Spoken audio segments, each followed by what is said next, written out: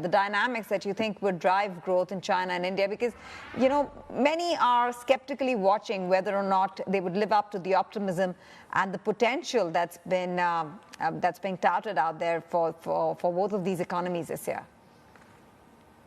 So thank you. Thank you for having me on the show. So for China, we have a growth rate of 5.2% in 2023, which follows a 3% growth in 2022. And that's largely explained by how soon the economy has opened up and how we see consumption picking up in response to an increase in mobility.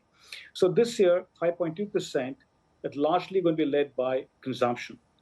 This is in contrast in the past where when China grew, it was led by investment, infrastructure investment and so on.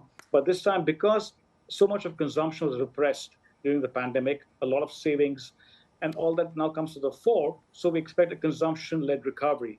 Now, this does not mean that you won't have bumps. You will have bumps. As you can see, that first quarter trade numbers came out very strongly, but the PMI numbers came out yesterday, which were not as expected. So you are going to see some up and down, but we are quite comfortable with the projection of 5.2% for China. For India, we have lowered the growth forecast from 6.1% to 5.9%. And that partly reflects some softening in consumption growth. However, I must say that even in India, the export of financial services, or services in general, has been really rising very sharply.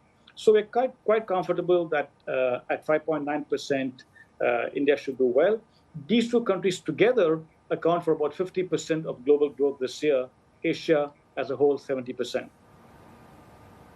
And that's a lot. That means basically Asia is going to save the day for the world economy this year, Krishna. I do want to get your sense. While China doesn't have so much of an inflation problem, in fact, they are seeing deflation on the factory gate side of things.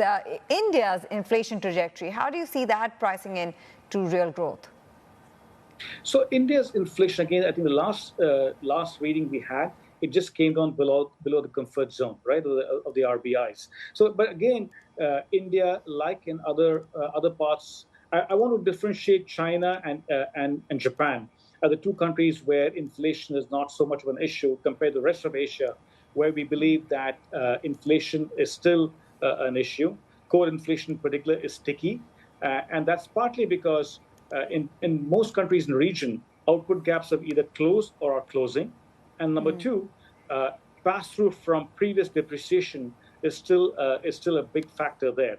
And our analysis finds that when inflation is high, pass-through can be higher and longer. So for both these factors put together, we believe that core inflation being sticky, central banks need to keep their eyes on inflation and address the problem head on. So what we are saying is higher for longer for Asia, and that includes India.